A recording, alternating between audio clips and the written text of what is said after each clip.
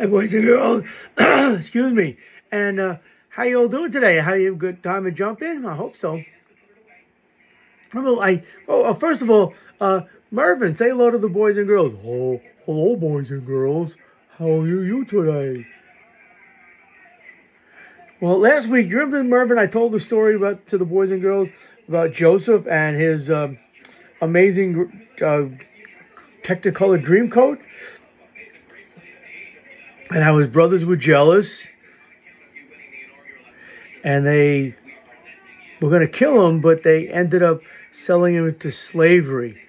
Oh, that was pretty mean. Yeah, very mean. But they sold him into slavery in a place called Egypt, and all of a sudden he started telling the Pharaoh. The Pharaoh is the like the king of Egypt.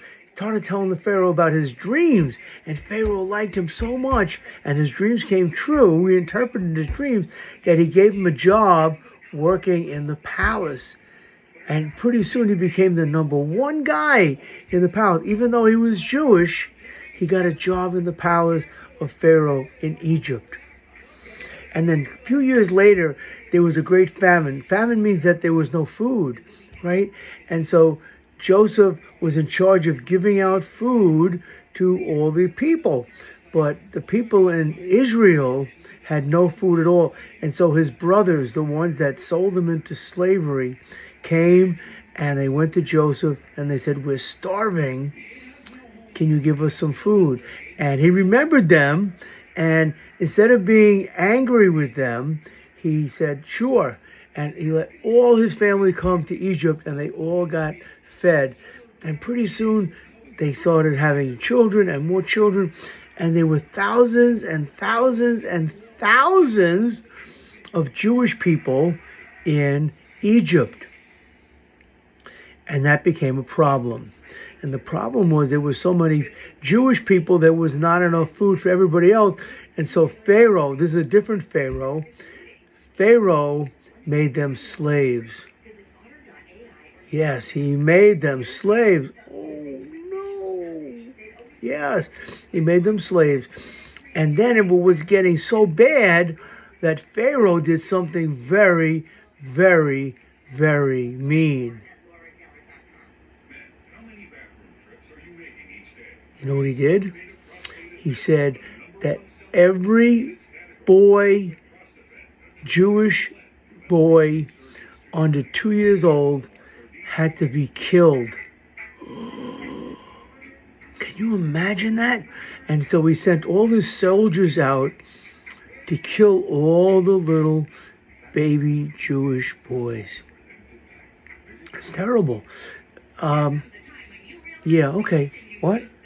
Yeah, that's okay. You can go. So Mervin's going to leave. He has someplace that he has to go. So we'll see you later, Mervin. Bye. Okay, so you go ahead. So let me finish telling you the story. So they came to this house of a Jewish woman named Jochebed. Okay, and she was a Jewish slave girl, and she had a little baby. And the baby's name was Moses. And the soldiers came, and she didn't want her son Moses to be killed, and so she put him in a basket.